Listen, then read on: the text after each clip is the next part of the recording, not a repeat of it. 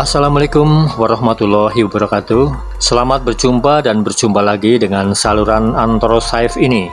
Kali ini akan dibawakan sebuah kisah tentang salah satu tanda dari hari kiamat, yaitu dukhon.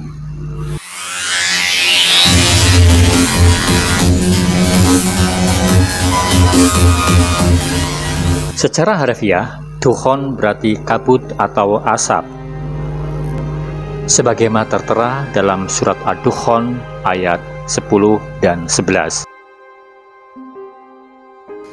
Fenomena alam berupa dukhon bukanlah kejadian yang biasa, tapi kejadian yang sungguh sangat luar biasa. Karena munculnya dukhon ini adalah salah satu dari tanda-tanda datangnya hari perhitungan atau hari kiamat tiba. Ada 10 tanda-tanda besar hari kiamat, yaitu munculnya Dajjal, datangnya Imam Mahdi, turunnya Nabi Isa, keluarnya Yajuj Majuj, lalu dukhon, matahari terbit dari arah barat, kemunculan dabah atau binatang melata yang bisa bicara, gempa bumi yang terjadi secara bersamaan, keluarnya api dari kota Aden, dan kehancuran Ka'bah. Jika semua tanda-tanda besar ini sudah muncul, maka mulailah babak baru dengan kedatangan kiamat kubro yang ditandai dengan tiupan sangkakala oleh malaikat Israfil. Malaikat Israfil senantiasa siap setiap saat untuk melaksanakan tugasnya meniup sangkakala jika sewaktu-waktu ada perintah dari Allah. Sehingga malaikat Israfil ini pun senantiasa terjaga menatap ke arah arsy-Nya. Digambarkan, sangkakala atau trompet Israfil berbentuk seperti tanduk dengan ukuran ujungnya selebar jarak antara langit dan bumi. Dari beberapa kitab, dukhon akan menyelimuti seluruh atmosfer bumi pada masa fase keempat. Apa yang dimaksud dengan fase keempat itu? Fase keempat adalah masa di mana umat Islam di bawah kepemimpinan yang diktator, saat di mana kemungkaran merajalela. Hukum Allah sudah tidak ditegakkan lagi dan kemaksiatan sudah terjadi di mana-mana. Dan ini terjadi pasca rangkaian peristiwa kemunculan Dajjal, Imam Mahdi, Nabi Isa turun ke bumi, dan Yajuj Majuj. Pada masa Nabi Isa menjadi pemimpin dunia kelak, Islam memenuhi ke semua penjuru dunia. Terjadi kemakmuran umat. Namun, setelah Nabi Isa wafat, kemungkaran kembali marak di atas muka bumi. Di saat itulah, kabut asap tebal mulai menyelimuti seluruh permukaan bumi. Karena tebalnya kabut asap, udara menjadi panas dan nyaris tak ada oksigen untuk kehidupan. Sabda Rasulullah, "Sungguh Robmu telah memperingatkanmu akan 3 hal, yaitu ad-dukhon atau asap, yang akan mengakibatkan orang mukmin demam dan orang kafir melepuh sehingga keluar asap dari telinganya. Kedua adalah dabah, dan ketiga adalah Dajjal." Hadis riwayat Imam Tobroni.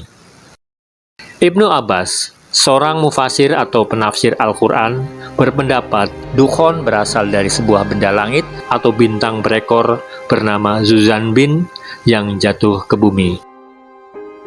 Menurut kajian ilmiah tentang peristiwa kemunculan dukhon pada hari kiamat berawal dari benturan dahsyat antara bumi dengan benda-benda langit. Benturan ini diprediksi akan mengakibatkan kekacauan di tata surya dan berhamburannya material bumi maupun benda langit tadi dalam volume yang sangat besar. Material yang berhamburan ke atmosfer tersebut dianggap sebagai kabut awan yang dijuluki dengan nama dukhon.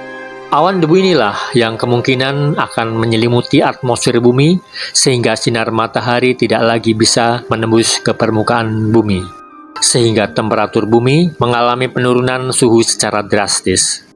Pendapat atau pandangan ini mengingatkan kita pada teori para ilmuwan modern bahwa sekitar 65 juta tahun yang lalu telah terjadi benturan meteor yang jatuh ke bumi sehingga menimbulkan kebakaran hebat dan mengakibatkan musnahnya dinosaurus di muka bumi ini. Teori lain, kabut asap tebal muncul karena perang antar negara atau bahkan antar benua yang masing-masing menggunakan kekuatan senjata nuklir yang menimbulkan dampak sangat besar bagi makhluk hidup.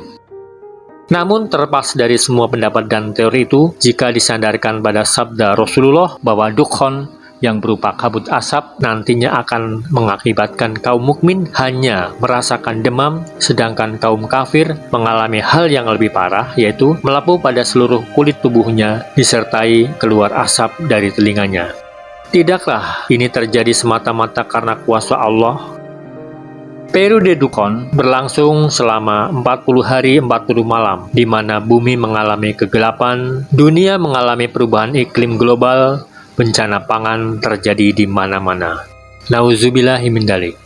Jika kita lihat surat At-Tur ayat 44 dan 45 yang artinya, dan jika mereka melihat gumpalan-gumpalan awan berjatuhan dari langit, mereka berkata, itu adalah awan yang bertumpuk-tumpuk. Maka biarkanlah mereka, hingga mereka menemui hari yang dijanjikan kepada mereka. Pada hari itu mereka dibinasakan. Dari tafsir Al-Quran, yang dimaksud dengan gumpalan-gumpalan awan adalah benda yang jatuh dari langit. Namun mereka atau orang-orang kafir hanya mengatakan itu adalah awan berlapis. Padahal itulah awal kebinasaan mereka. Jika yang dimaksud benda dari langit adalah hujan meteor, ini yang pernah diyakini oleh Ibnu Abbas seperti yang disebutkan di depan tadi.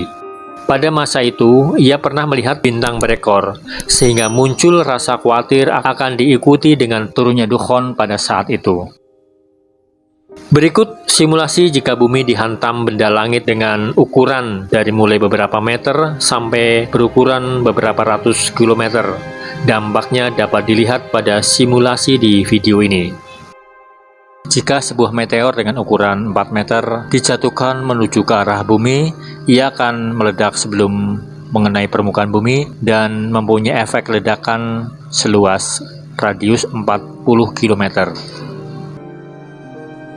Untuk meteor atau benda langit dengan ukuran 1000 meter, jika jatuh mengenai permukaan bumi, akan meninggalkan bekas lubang kawah seluas 14 km lebih dengan dampak ledakan seluas 7.800 km.